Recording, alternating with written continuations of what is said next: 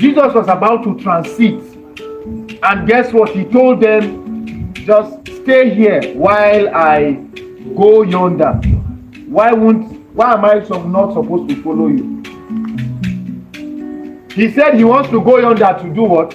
To what? Pray. So what's special about that prayer that you want to pray that you don't want us to pray with you?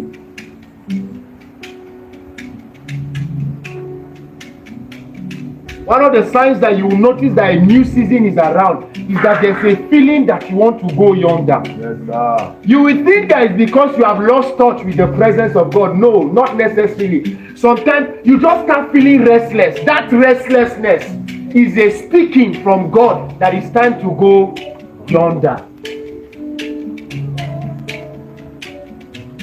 Jesus had picked the sign that it's time to go yonder, but the guys did not pick it. That's why when he told them stay here, what did they do? They stayed.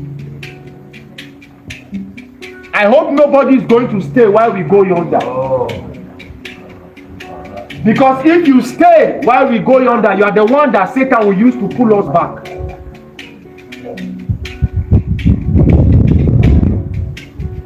You just notice that all of a sudden you are just tired. Why? You can't explain. It's a sign that Satan doesn't want you to go yonder. I'll go yonder.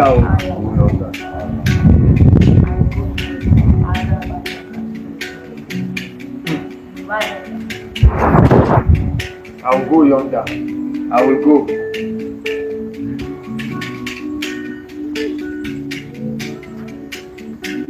What was calling Jesus? A new season was beckoning. A new season. Some of you are feeling it. You feel like you want to pray some more. It's not a feeling, it's a call. You just sit down and you don't know why you are just crying. It's a call. Don't use your brain to discern a spiritual thing. Just give it, just flow. You are feeling to just go on a fast. My brother, respond.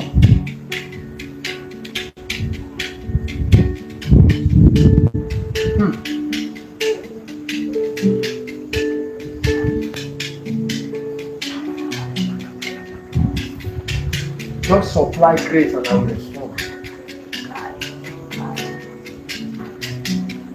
And let me drink.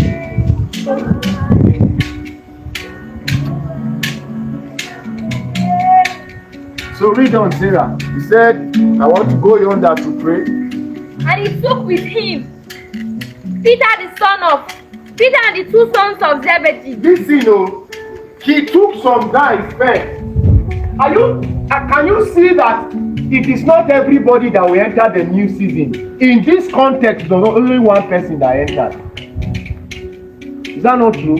Only one person. He took, how many people did he take the first time he started the journey? Peter and the two sons of Zebedee. No, from the beginning. All the disciples. He took 11 people. No, is it 11? No, Judas was not there. Right? Was Judas there? So he took 11 people. He now told them, you can rest here.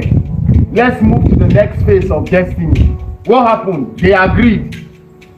Then he did what? He took Peter and the two sons of Zebedee. When Jesus said, Peter, James, and John, let's go. Me, I'll say, Master, go where? Let's go together. What is it that you want to tell them that you don't want us to hear? But you know what? Because that pool was not inside, they could not respond.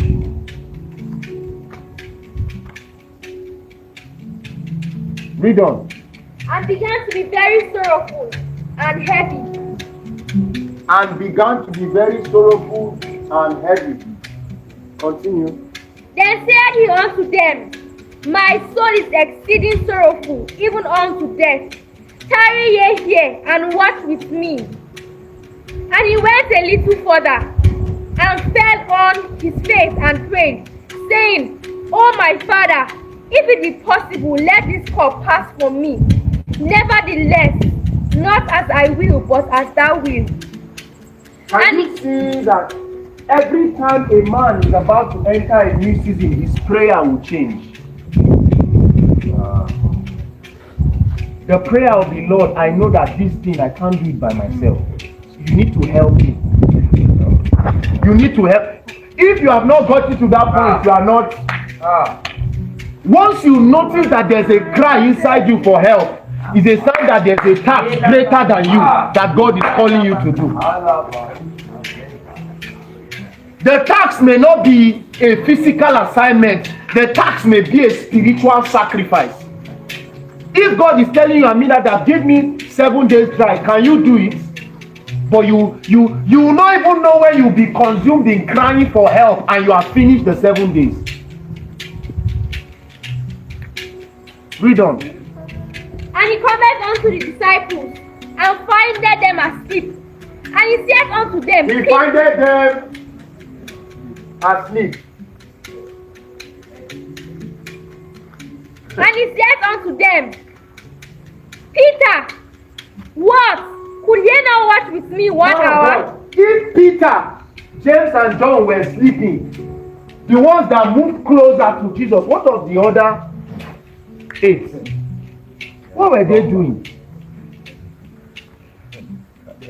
The ones that were closer to the glory were sleeping. What of the ones that were far? What were they doing? I don't know whether they were dead.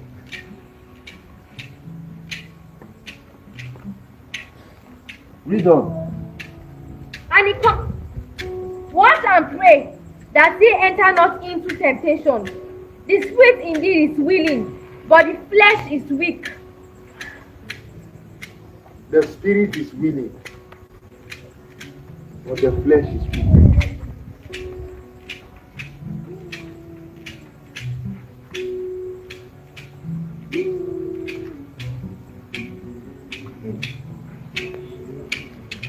That's why you need new wine, so that you can be energized. God will tell you things that will make you afraid. If you have not taken wine, you can't act. You will be afraid. Have you ever seen a man that is drunk and they are telling him, don't pass here? He's looking at it, it's a drainage, but he can see that there's a bridge across. And they are looking at the guy and say, this is a pit. And guess what? He will walk and pass. Because in his realm there's no pit there. That's why you need to take wine.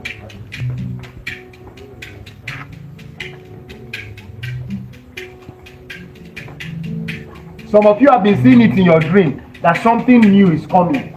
You have been seeing it in your dream. There's a new realm that God is calling me into. Your dreams are speaking it clearly, but you don't want to respond. I know you'll be afraid of church when God says you should shut down. You'll be afraid. You'll be afraid. Keep following the routines and traditions of men. And your destiny, there will be a season that you will miss. This time, we are not going to give ourselves to routines, to traditions of men. If the Lord says time to move, if He says God's power, walk on water, I say, Master, let's go. Let's go. I know that I will not drown. I will walk on that water by your word.